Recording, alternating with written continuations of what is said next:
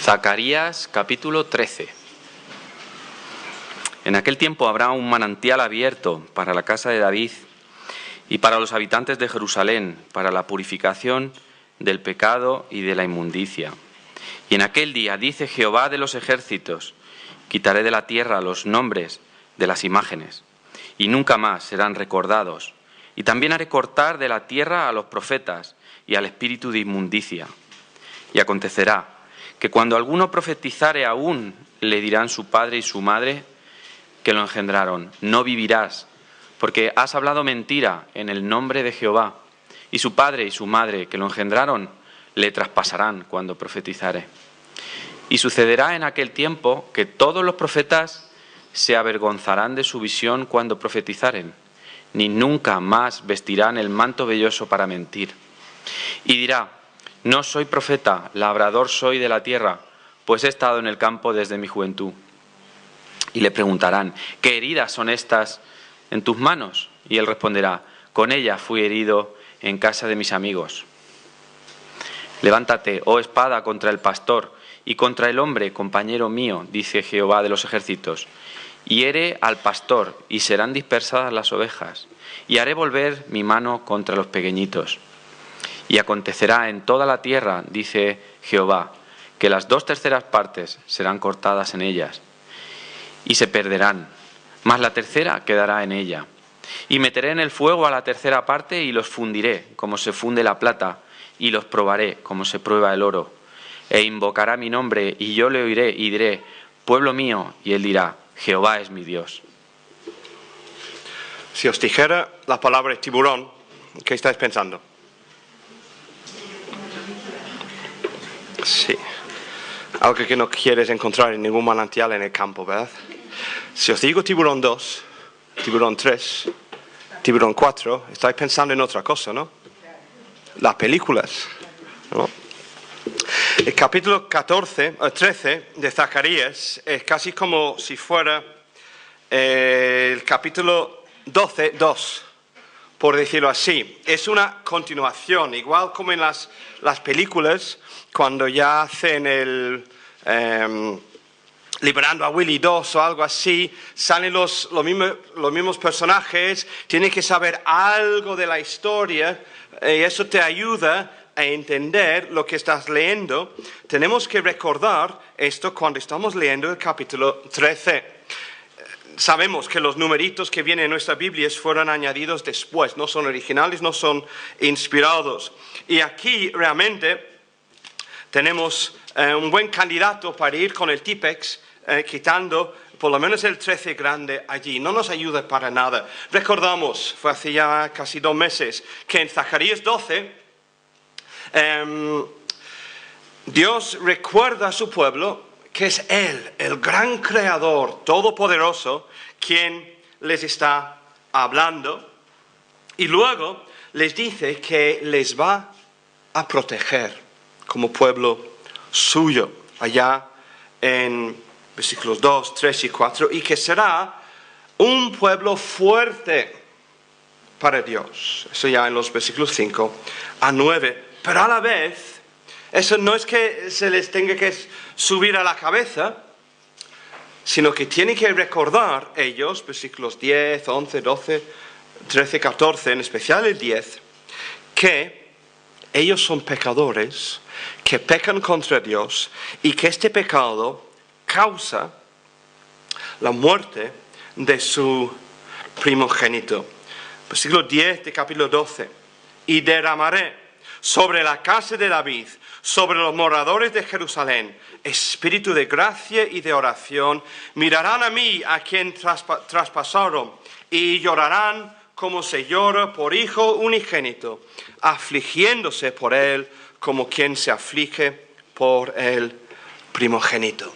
Eso es lo que Dios les ha declarado a su pueblo, el pueblo en Jerusalén, el pueblo que está buscando construir de nuevo la ciudad y el templo. Eso es lo que Dios les dice: os voy a proteger, seréis fuertes, pero tenéis que recordar vuestro pecado, que a mí me causa dolor y causa la muerte de mi hijo. y aplicamos las palabras hace 2 meses al pueblo de Dios que encontramos en el Nuevo Testamento. Hablamos del Mesías, de Cristo Jesús, el que vino, enviado por el Padre, el primogénito, el unigénito, para morir en la cruz. Y capítulo 13, como decimos, es la continuación. Recordando lo que Dios ya ha dicho, Dios nos va diciendo en capítulo 13 más detalles sobre el Mesías y el tiempo del Mesías y la obra del Mesías entre su pueblo. Y empieza con esta imagen que hemos mirado un poco con los niños. Dice, en aquel tiempo, ya vemos que aquí tenemos la segunda parte. En aquel tiempo, el tiempo de que estamos hablando, en el tiempo del Mesías, de mi primogénito que nacerá para morir y será traspasado. En aquel tiempo habrá un manantial abierto para la casa de David, para los habitantes de Jerusalén. Un manantial que se abre, que enseguida vemos que no es un manantial nuevo. Es simplemente agua, como bien decían los niños, agua que está allí, que llega a superficie, agua que brota. A veces vemos en el campo esos manantiales que alguien ha preparado muy bien y todo el mundo sabe que está allí y van con sus coches, con sus garrafas, lo llevan para casa. Pero yo recuerdo estar una vez en La Vera, ya en un campamento de niños. Sí. Y estar en el campo ahí y simplemente estar paseando y ahí, de lo que es la tierra, sale agua, así. Esa es la idea aquí. No es algo nuevo que alguien ha hecho, sino que una fuente, un manantial que se abre, que ya el agua ha existido ahí por debajo de la tierra. Recuerdo hace unos años, allí cerca del cruce entre la carretera de Moral a Magro y la carretera Grande, salió agua. ¿Os acordáis de lo que llamaron el geyser? No era geyser porque era agua fría, a mi entender, pero bien, lo llamaron el geyser. ¿Lo visteis? Sí, todo el mundo fuimos para verlo, ¿no? Y contaban la historia de cómo intentaban taparlo con una placa de metal y un tractor, y levantaba el tractor y todo. El agua estaba allí y salía el chorro con tanta fuerza que no podían con ello. Se abre un manantial, agua que sale y es útil ya que sale a la luz, a la superficie. Está hablando aquí de alguien que ha existido ya. Alguien que no simplemente aparece de la nada. Está hablando del Mesías que existía antes de su encarnación, antes de nacer en Belén, antes de ser engendrado en María. Que decía Jesús en Juan 8:58 que causaba tanto furor entre los que le escuchaban. Juan 8:58, Jesús les dijo a los judíos: de cierto os digo, antes que Abraham fuese, yo soy. Antes de que Abraham existiera, yo, y no lo dice en el pasado, lo dice en el presente eterno, digamos, donde existe nuestro Dios. Antes de que Abraham fuese, yo soy. Tenemos en Juan, otra vez, Juan 1, hablando de la creación, que la creación fue parte de la obra de Jesús. Vemos en Génesis 1 como Dios habla y por el verbo de Dios, por el logos de Dios, por la palabra de Dios, se crea el mundo. Vemos varias veces en el Antiguo Testamento, eso es lo que llaman los teólogos las teofanías, apariciones. Y los teólogos nos dicen que cuando, por ejemplo, bueno, tenemos los tres que aparecieron a Abraham, ¿verdad? O tenemos aquel que apareció en el horno con los amigos de Daniel.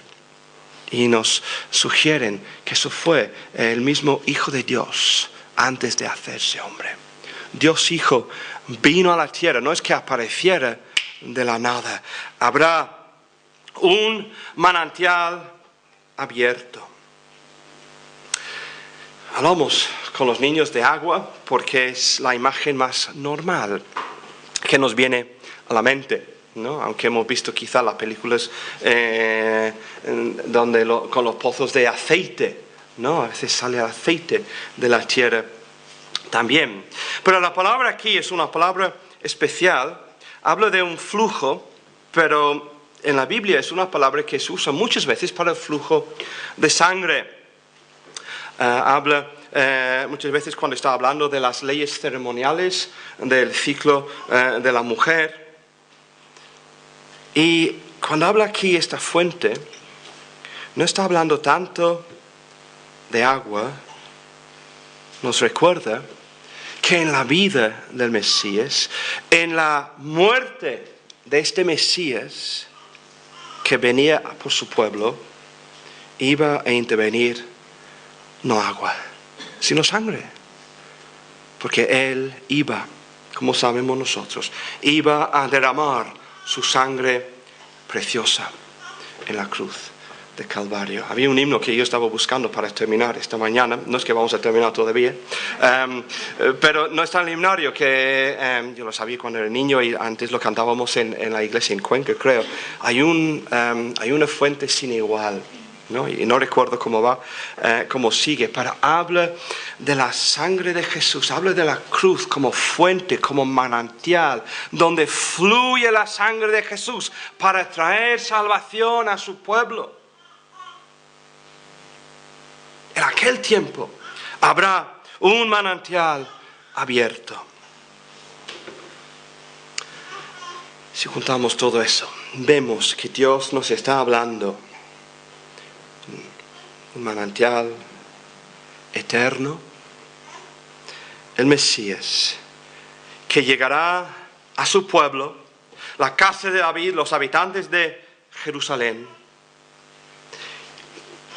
y que la sangre fluirá como un río de agua. ¿Pero para qué?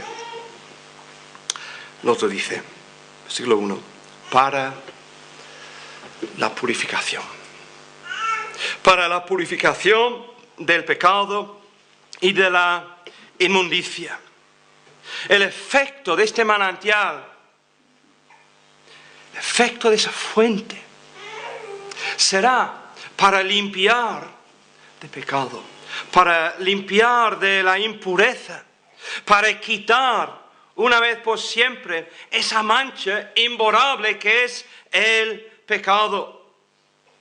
Es exactamente el tipo de imagen que esperaríamos en esa metáfora de un manantial de limpieza. Recuerdo el año pasado, más o menos en estas fechas creo que era, estuve en Barcelona y fuimos a visitar un lugar, Caldes creo que era, donde había un manantial y hace años que lo prepararon, lo pusieron sus muretes y todo, hicieron lo que parecía una piscina. Tanto incluso que subía humo del agua, porque eran aguas termales, ¿no? Salía el agua caliente. Y parecía que habían hecho una piscina enorme, salvo que la piscina solo tenía eso de fondo y tenía los lados ya en chaflán así. ¿Por qué? Porque no se metieron ellos para lavarse, pero metieron la ropa, ¿no? Donde manaba el agua, donde salía el agua caliente de la tierra, lavaban sus ropas en el pueblo. Esa es la idea. Habrá un manantial abierto para la purificación del pecado, la inmundicia. Cuando leemos más adelante, como ha leído Eduardo, vemos que habla de la idolatría, habla de los profetas. Cuando tomamos en cuenta esta palabra inmundicia y lo comparamos con otros versículos del Antiguo Testamento, nos damos cuenta de aquí está hablando de la impureza religiosa, ceremonial, lo que nos hace ser impuros, sucios, manchados delante de Dios. La palabra inmundicia aquí es realmente es algo que tiene que ver con lo inmoral.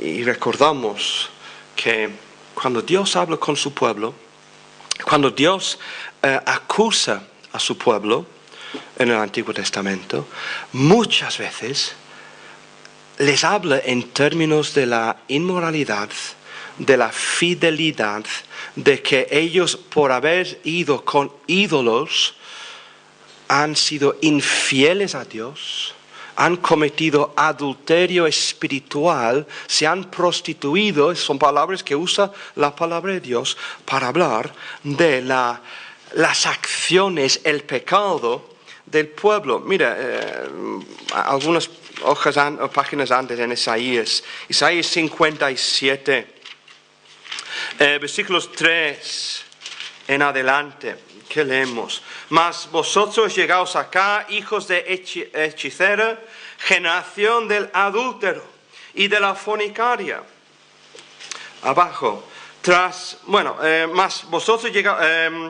Seguimos, 4. ¿De quién os habéis burlado? ¿Contra quién ensanchasteis la boca, alargasteis la lengua? ¿No sois vosotros hijos rebeldes, generación mentirosa, que os enfervorezáis con los ídolos debajo de todo árbol frondoso? ¿Sacrificáis los hijos en los valles, debajo de los peñascos?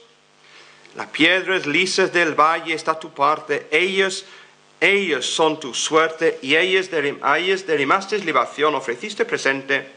¿No habré de castigar estas cosas? Está hablando de su idolatría, de su falta de fidelidad a Dios, y luego sigue: sobre el monte alto y empinado pusiste tu cama.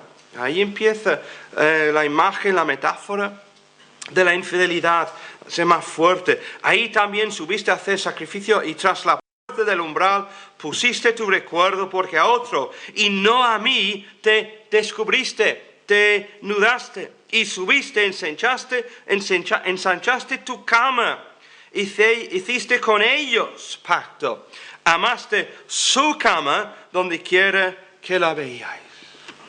Esa es la imagen que Dios usa para hablar muchas veces del pecado del pueblo de Dios. En aquel tiempo habrá un manantial abierto para la casa de David, para la purificación del pecado, de la inmundicia. Dios está hablando con Israel, con el pueblo allá en la ciudad. Han vuelto de Babilonia, están allí, están desanimados, y dice Dios: todo no va bien, hay problema. Y el problema no es tanto los enemigos de fuera que os han hecho dejar la construcción del templo o de la ciudad. El problema más grande que tenéis es un problema espiritual. Es un problema del corazón.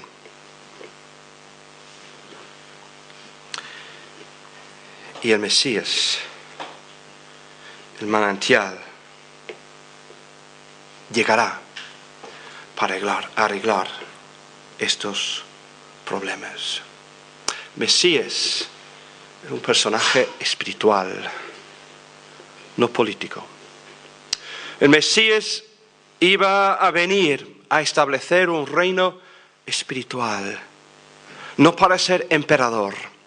Ese fue el gran fallo de la mayoría de los judíos. Se puede entender, estaban ellos bajo el yugo de Roma, Buscaban a alguien que les libraba de Roma, pero no entendieron que su gran problema no era el emperador, sino el pecado en su corazón. Entonces, cuando llega Jesús, están buscando ese general, este militar, este político.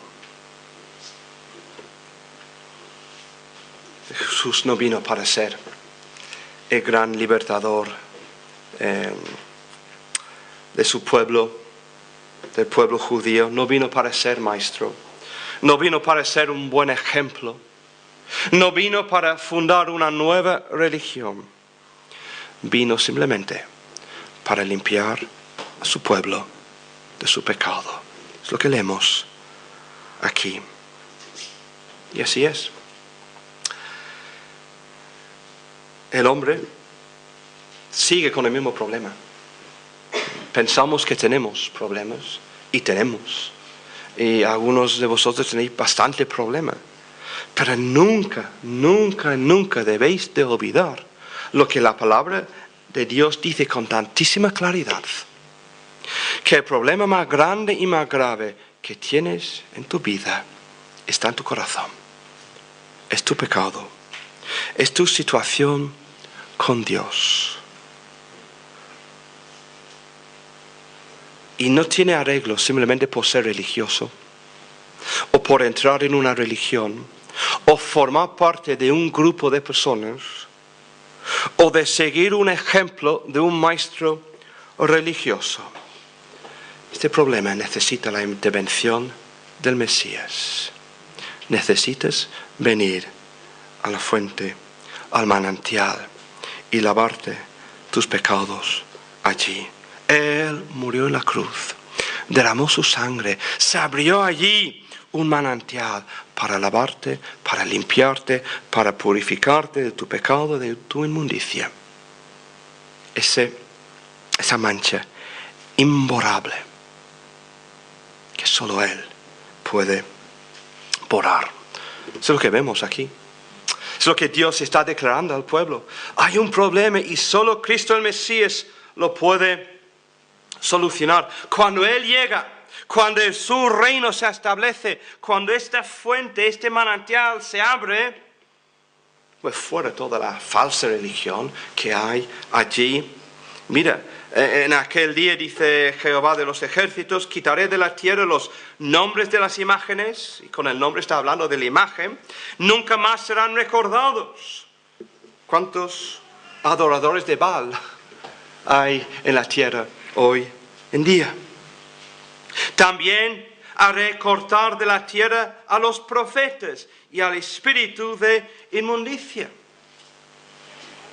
Dios, en Cristo Jesús, el Mesías, irá limpiando, quitando todo lo que sea falso. Incluso los profetas, que de forma secreta o incluso abierta, adoraban a los dioses falsos, predicaban de una forma falsa, un Dios falso, una religión falsa, predicaron una forma de salvación totalmente falsa que no salva a nadie, que no limpia a nadie, que no trata el problema de pecado de nadie. A estos hombres, estos profetas, Dios dice, los quitaré, los haré cortar de la tierra. Estos profetas y el espíritu de inmundicia que ellos engendran entre el pueblo. Habrá tanto amor por la verdad y la pureza entre el pueblo de Dios, que versículo 3, padres y madres denunciarán la falsedad en sus propios hijos. Dirán algunos que osara profetizar, no vivirás.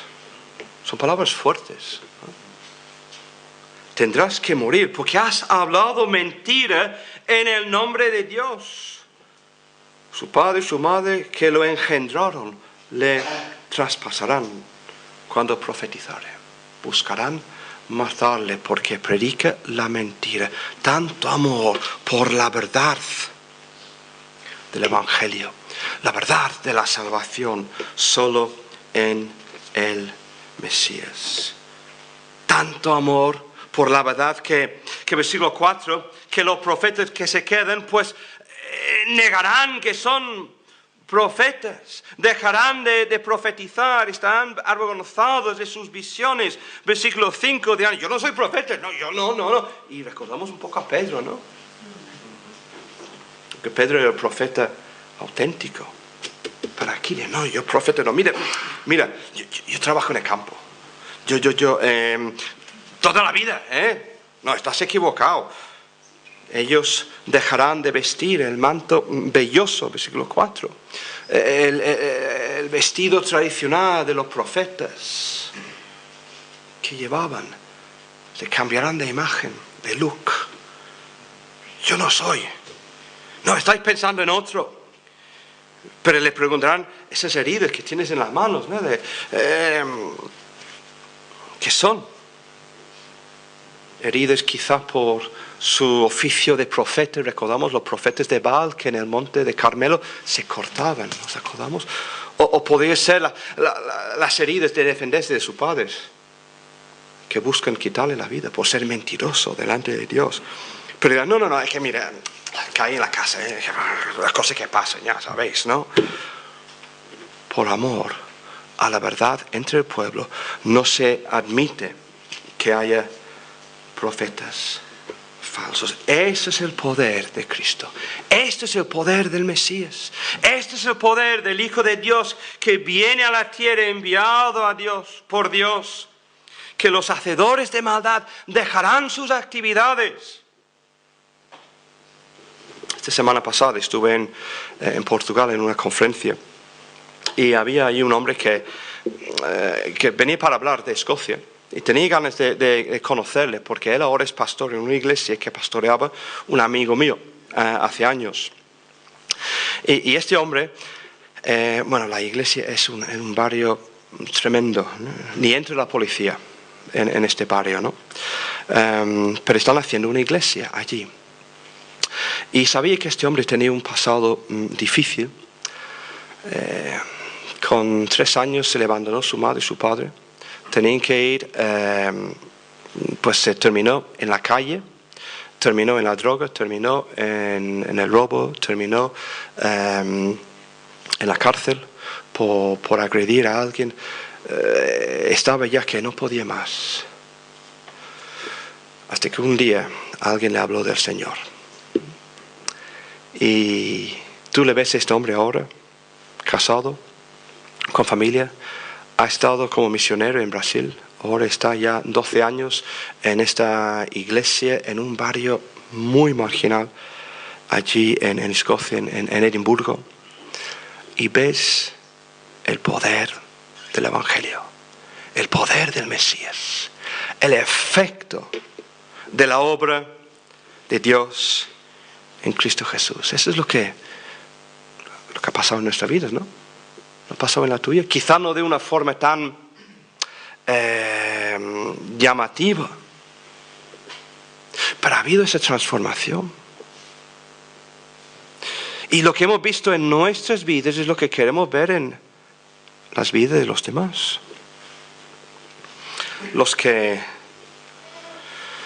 salen en la televisión y vemos que son juzgados por su desapropiación de fondos, los que pues oímos de ellos que entran en un aeropuerto con una bomba y lo hacen estallar, la gente que secuestran a otros y poco a poco los van matando delante de la cámara. Queremos que estas personas se cambien. Pero ¿creemos que pueden cambiarse? ¿Creemos que el poder de Dios realmente es más fuerte que el poder de la pistola? ¿Creemos que la sangre de Jesús es tan fuerte que puede cortar el flujo de sangre de los asesinos? cuando oímos, y me hago la misma pregunta, cuando oigo de las atrocidades que se ven en la televisión, en lo que ha pasado en Bruselas, lo que está pasando día tras día en nuestro mundo, ¿me pongo a orar por estas personas creyendo que Dios los puede salvar? Mira, ayer estuve leyendo en internet algo que me llamó la atención. Un descendiente de Mahoma, que vive hoy, que puede trazar su descendencia o su ascendencia a Mahoma mismo, se ha convertido al cristianismo. Ese es el poder del Evangelio. Ese es el poder de la sangre, de ese manantial que se abrió en el Calvario, en Cristo Jesús. Tenemos que seguir. Manantial. Y en el versículo 7 a 9 Dios vuelve a la idea de sangre, pero ahora cambia de imagen, de metáfora. Ahora la fuente es un pastor. Esos versículos no es simplemente que vienen después en el tiempo, no es así, es que están explicando. Es a la vez. Nos dice que este manantial a la vez es un pastor. Levántate, oh espada, contra el pastor. Recordamos Juan 10, 11. Yo soy el buen pastor. El buen pastor su vida da por las ovejas. ¿El pastor quién es? ¿Cómo es? Contra el pastor, contra el hombre. Cristo Jesús, cuando llegó a la tierra, tomó forma de hombre, como leemos y como sabemos bien, pero no hombre cualquiera. Aquí la palabra no es la palabra que Dios usa en Génesis cuando está hablando de Adán, y es la palabra Adán, de donde viene el nombre. Es otra palabra, Geber, que no es simplemente un hombre, pero es un hombre fuerte, un guerrero. Salmo 88, versículo 4, leemos estas palabras. Soy contado entre los que descienden al sepulcro, soy como hombre sin fuerza, soy como hombre fuerte sin fuerza. Esa es la palabra. Y ahí vemos que quien viene, el pastor que llega a la tierra, que es a la vez manantial, es este hombre fuerte, este guerrero que sale a la lucha, sale a pelear por su pueblo hasta ganar la victoria. Pero a la vez de ser hombre es Dios. Mira, dice Dios hablando, levántate, oh espada, contra el pastor, o te levantes contra el pastor, contra el hombre, compañero mío, dice el Señor de los ejércitos. Dios dice que este hombre a la vez es su compañero, su vecino, su pariente, es la misma palabra, su socio, la misma palabra. Dios está diciendo que a la vez de ser hombre, este Mesías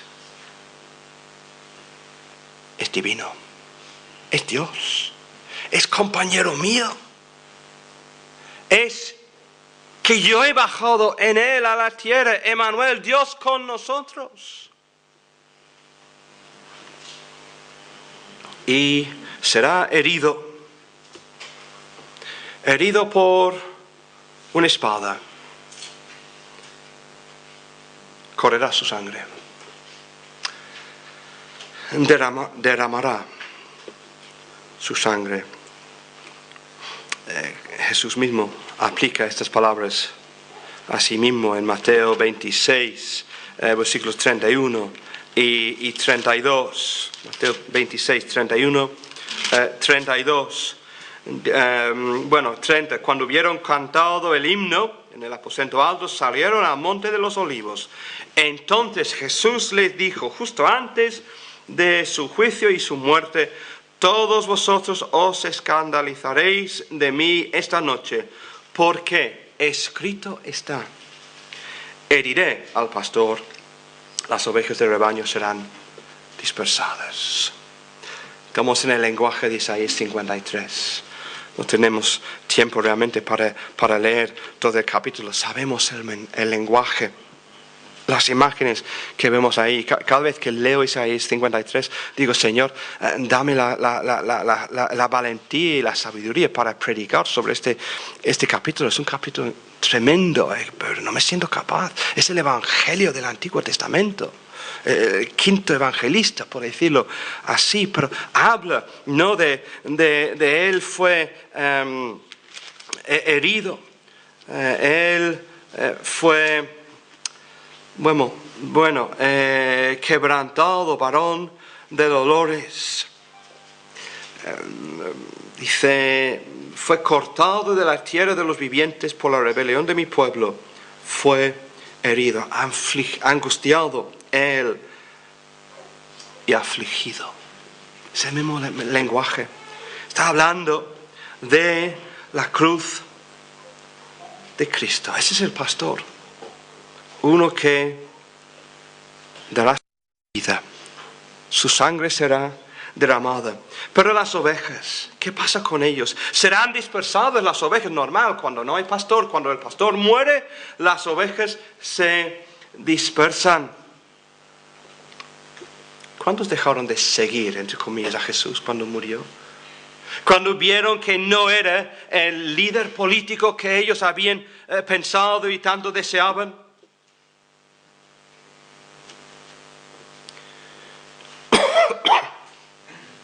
Serán dispersadas las ovejas y Dios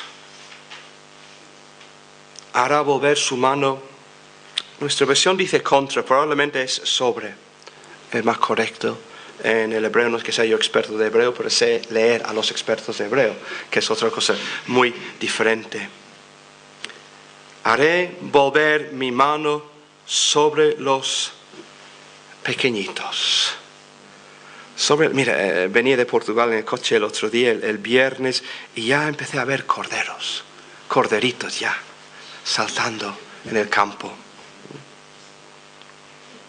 Los pequeñitos serán protegidos. Pondré mi mano sobre ellos. Les protegeré a los míos. Porque entre todos habrá como una gran poda, limpieza. Vamos a purgar, por decirlo así. ¿Os ha pasado alguna vez con la calefacción central en casa, que hace ruido y hay aire y tienes que purgar el radiador, abrir esa válvula y sale el aire, y hasta que salga el chorro de agua y dices: bueno, no queda más, lo aprietas y ya está, purgado, limpiando lo que no debe de estar. Acontecerá en toda la tierra, dice el Señor, que las 2/3 partes serán cortadas en ellas, se perderán, muchos irán, mas quedará un remanente. La 1/3 parte quedará en ella. Muchos se perderán. Él vino a los suyos, ¿verdad? Juan 1:11, mas los suyos no le recibieron. Queda este remanente que será refinado. Los meteré en el fuego a la 1/3 parte. Siglo 9. Los fundiré como se funde la plata y los probaré como se prueba el oro. Todo lo que no es oro, cuando se calienta, se quita. Habéis visto ya en la televisión, ¿cómo es? Busca de oro, algo así en el Discovery, ¿no? Bien, y a veces funden el oro allí. Y todo lo que es tierra, todo lo que son minerales que no es oro puro, flota arriba y lo quitan. Lo pasan por el fuego para mostrar que de verdad es oro. Y Dios nos hace pasar por el fuego para probarnos, para mostrarnos que realmente de verdad somos de Él y para purificarnos. ¿Has pensado alguna vez en las pruebas, las dificultades que realmente puedes dar gracias a Dios por esas pruebas? Es difícil. Suena muy bien aquí, estamos en la iglesia todos juntos, ¿no? Y muy bien, ¿no? Gracias Dios por mis problemas. Pero ya cuando estás allí, en los problemas, es más difícil. Pero recuerda la próxima vez estas palabras. Dios nos hace pasar por el fuego para fundirnos por las pruebas. Esas pruebas nos limpian. Van quitando actitudes y pecado en nuestra vida. Nos va haciendo correr hacia el Señor. Demuestran si realmente nuestra fe es genuina. Es muy fácil tener fe cuando todos los demás tienen fe. Muy fácil tener fe cuando todos dicen amén. Es muy fácil tener fe cuando todos van en el mismo sentido, pero cuando ya somos los únicos en el trabajo, cuando empiezan a hablarnos, cuando ya en casa hay problemas, cuando el trabajo no sale bien, cuando no tenemos salud, cuando tenemos pendiente esta operación y hay pruebas y dificultades, es más difícil tener fe, pero es cuando vemos si la fe es genuina. Donde si pasas por la prueba, da gracias a Dios que te está dando una oportunidad de fortalecer tu fe. Pero también es para moldearnos. Los fundiré como se funde la plata. El oro se calienta y se funde, se hace líquido. ¿Para qué? Para vertir el oro o el líquido en un molde para sacar algo bonito. Puede ser una estatua de los Oscar, puede ser un collar, puede ser un anillo, puede ser lo que sea. Pero Dios nos hace pasar por el agua para cambiarnos, para hacernos más hermosos, para hacernos más útiles para Él, para que salgamos preciosos para Cristo.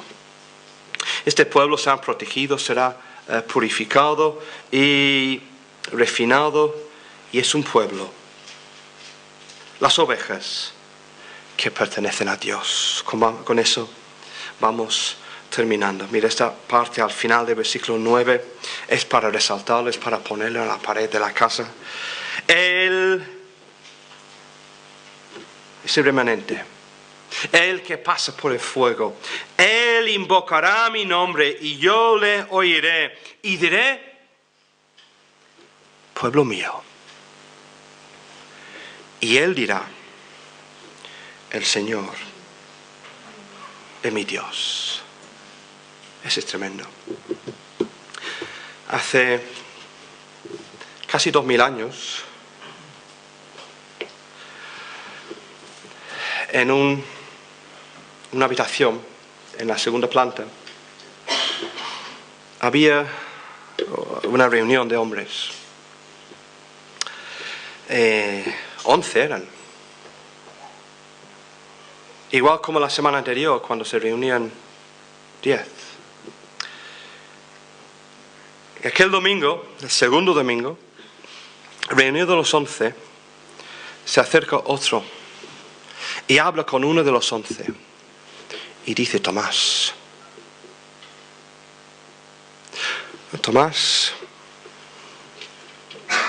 tienes problemas creer que yo estoy vivo, ¿verdad? Mira, aquí me han herido, me han traspasado. Mira mis heridas, mis pies, mira aquí mi frente, mira aquí mi costado. Y Tomás baja la cabeza y cae a los pies de su maestro y su amo y dice: Dios mío y Señor mío. Eso hace 2000 años. Hace unos 36 años, en una habitación también de la segunda planta, no en Israel, sino en el norte de Inglaterra, estas palabras se leyeron de un padre que era pastor a su hijo, porque el hijo ya sabía que como oveja descarriada tenía que volver a Cristo, tenía que limpiar sus pecados en la fuente, en ese manantial. Tenía que buscar el perdón que solo hay en el Mesías. Y mi padre me leyó esas palabras. Dios mío y Señor mío. Eso es lo que hace el Mesías. Nos hace pertenecer a Dios. Eso es lo que hace la sangre que fluía en el Calvario. Eso es lo que hace la sangre que derramó Jesús en la cruz. Hacernos pertenecerle a nuestro Dios. Ese es nuestro Mesías, ese es nuestro Salvador, ese es nuestro Jesús. Es un pasaje tremendo, ¿verdad? Hay tanto más que podríamos haber dicho, pero este pasaje nos presenta un Salvador maravilloso, un Salvador que derramó su sangre, su propia sangre, para salvar a pecadores como tú y como yo. ¿Le conoces? ¿Así? ¿Puedes decir tú que Señor es tu Dios? ¿Puedes mirarle a los ojos a Dios y decir, mis pecados están perdonados? Si no, invoca el nombre de Dios, como dice el versículo 9, clámale. Reconoce este pecado, esta mancha. Pídele, implórale que te limpie, te lave en ese manantial de sangre que Él mismo abrió en el Calvario. Reconócele como Señor mío, Dios mío, y escúchale decirte a ti, no a tu vecino, sino a ti mismo: pueblo mío, hijo mío. Si eso lo haces, tú verás también que Cristo Jesús, el Mesías, es un Salvador maravilloso. Amén.